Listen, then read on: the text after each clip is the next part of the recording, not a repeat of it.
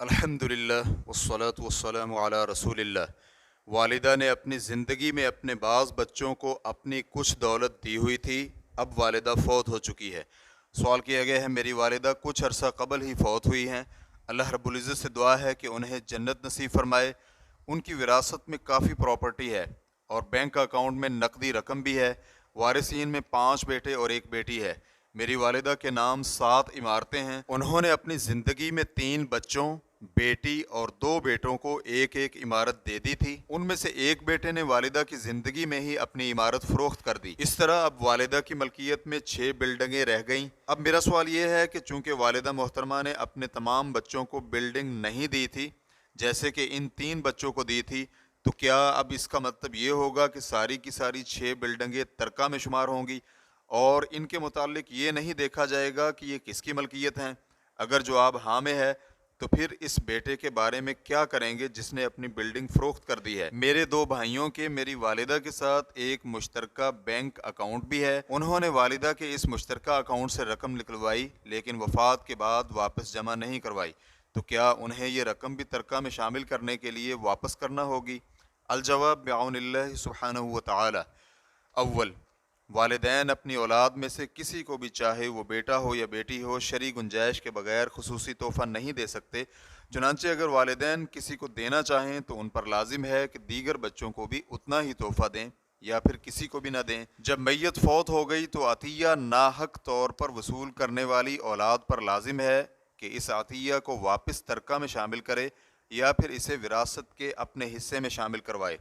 شیخ الاسلام ابن تیمیہ رحمہ اللہ کہتے ہیں، علماء کرام کے 2 اقوال میں سے صحیح ترین موقف یہ ہے کہ اگر کوئی شخص صرف اپنی بیٹیوں کو کوئی عطیہ دے لیکن اس جنین کو کچھ نہ دے جو ابھی ماں کے پیٹ میں ہے، تو اس پر لازم ہے کہ بیٹیوں کو دیا ہوا عطیہ اپنی زندگی میں ہی واپس کر لے۔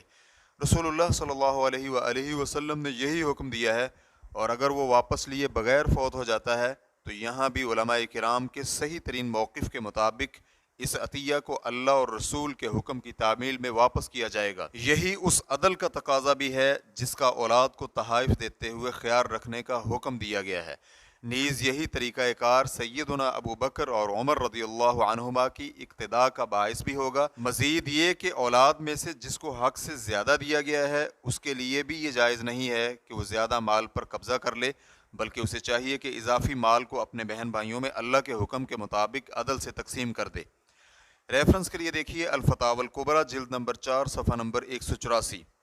شیخ ابن عثیمین رحمہ اللہ کہتے ہیں، درست بات یہ ہے کہ جب اپنی اولاد میں سے کسی کو زیادہ دینے والا والد فوت ہو گیا تو زیادہ لینے والی اولاد پر لازم ہے کہ حق سے زیادہ وصول شدہ دولت کو واپس ترکہ میں شامل کرے۔ اگر وہ نہیں کرتا تو اگر وراثت میں حصہ بنتا ہو تو اس کی وراثت میں شامل کر کے تصفیہ کر لیا جائے، کیونکہ فوت ہونے والے والد کی ذمہ داری تھی کہ اولاد کے مابین عدل سے کام لیتا۔ جب والد نے عدل سے کام نہیں لیا اور فوت ہو گیا تو والد کی حیثیت اب مقروض جیسی ہو گئی اور قرضہ اتارنا واجب ہوتا ہے۔ اس لیے اضافی حصہ لینے والی اولاد سے ہم کہیں گے کہ اگر تم اپنے والد سے ان کی وفات کے بعد نیکی کرنا چاہتے ہو تو تمہارے والد نے جو تمہیں اضافی دیا تھا اسے واپس ترکہ میں شامل کر دو۔ ریفرنس کے لیے دیکھیے الشرح الممتع جلد نمبر 11 صفحہ نمبر 85۔